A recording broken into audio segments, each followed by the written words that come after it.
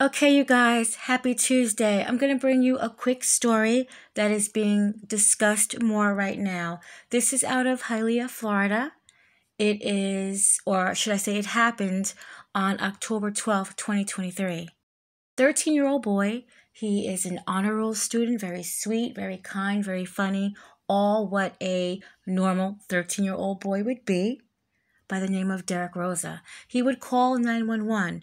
Now, he sent his friends pictures of him with his tongue out and smiling. Some say it appears that it may have been even blood on his hands. He told his friends what he did. He had killed his mother. He did tell the operator that his sister, who was in the room when he did this, was in her crib and she was asleep.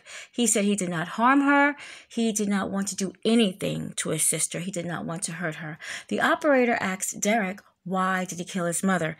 If he answered the question, it was either muted out or we just didn't hear it. He also explains that his stepfather is a truck driver and there is 2 guns in the home, a Glock 19 and a Beretta. He says that he was going to unlive himself, but he didn't want to. He also screams during this 911 call. And it kind of startled me for a minute because he actually screams. The operator asks him what's going on, what happened. He says he got scared. He got scared because his mother has a lot of handbags and one of them has fallen. So he was scared. But it is a little nerve-wracking when you're listening to this call and you hear this kid scream. And then knowing what he did and he's screaming, it didn't go together. It didn't go together. He also talked briefly about some other things. The 911 call is out there if anybody just wants to hear it, but that's pretty much the gist of the call. He was saying that his sister was there. He murdered his mom. We don't know why he murdered his mom. The operator was telling him to, basically prepare for the police. Go outside with your hands up. They were outside and ready to arrest him. He asks, can he have his phone in his hand? And she says yes. Now I know, and you know too, that a lot of people have been killed with their cell phones in their hands, lollipops in their hands, fingers in their hands. I mean, because they say it's a gun, right? So I wouldn't have suggested he went outside with his phone, but he did, and nothing happened to him during the ride, during the walk down the stairs, because they lived on the 2nd floor of this apartment complex in Hialeah. So there was a baby monitor, and this baby monitor showed everything. It recorded everything. Right there, it recorded everything. It recorded Irina Garcia, 39 years old. This is his mother. She was in her room, on her bed, with her 2-week-old baby girl. And she puts the little girl in the crib, and then she goes to lay down. And then sometime later, Derek would enter her room, and he would stab her. And all this is recorded on the baby monitor. So they actually see all this footage. The crime investigators, they collect over 700, evidence of what was going on in the home. There were several people in the home, gathering up evidence for this case.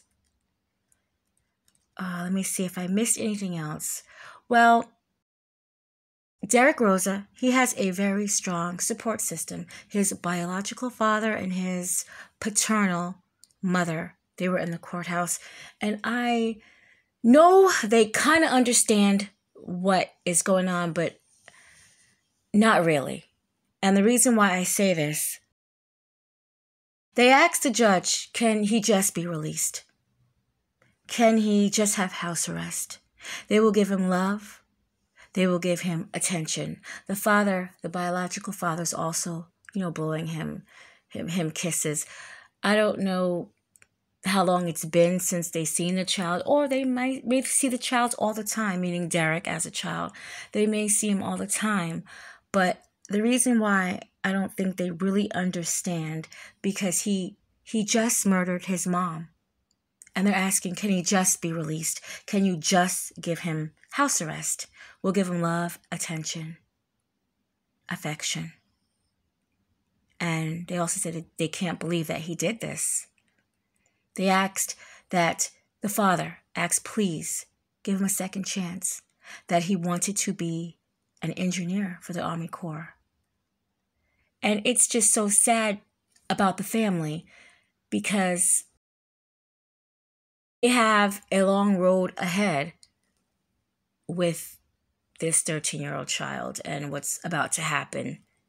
They just do. And I don't think they really know that it's going to be a very long road ahead. And they may not get to see Derek other than when they go to a prison system to see him, because he was not taken from the adult and brought to juvie. He's gonna stay. That they had indicted him on first-degree murder charges. They say that there won't be a death sentence, but he's going to be charged as an adult. And of course, he was denied bond. I believe that they probably think that he may, well, his family may help him flee. And just a sad story. The stepfather, I will look more into this story. The stepfather, he has his daughter there, the truck driver. He has his daughter there that is now motherless. And we don't have any reasons right now publicly of why Derek Rosa did this. But he went in there and did this. That's what he did. And the fact that he was going to unlive himself makes you wonder, seriously, why did you even do this in the first place? We think about, what, did your mom, take your iPhone away for the next 24 hours and it just enraged you? Like, really, why would you do something like this? But we see and we hear stories like this all the time, every day, especially on this channel, every day. So it just makes you wonder. Now, will probably be an unpopular opinion, but I will share this. Derek Rosa, he's 13. We don't know exactly why he did this to his mom. They say he faces life in prison. Will he do life in prison? I don't know.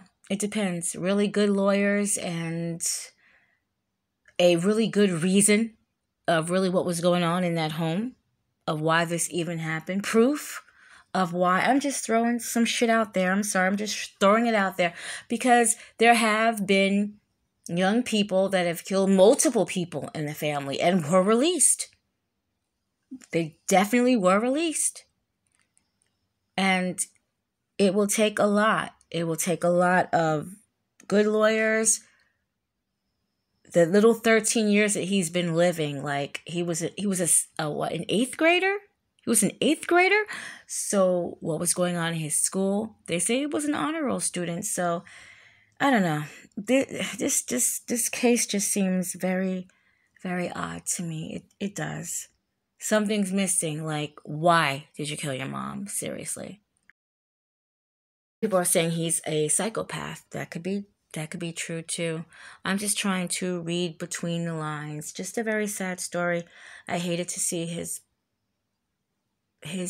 parents, his father rather, and his grandmother. They just look so desperate. And it's like, it's nothing you can do. Nothing you can do at all. But my condolences to Irina Garcia's family and friends. Very sad story. And most definitely, justice for Irina Garcia.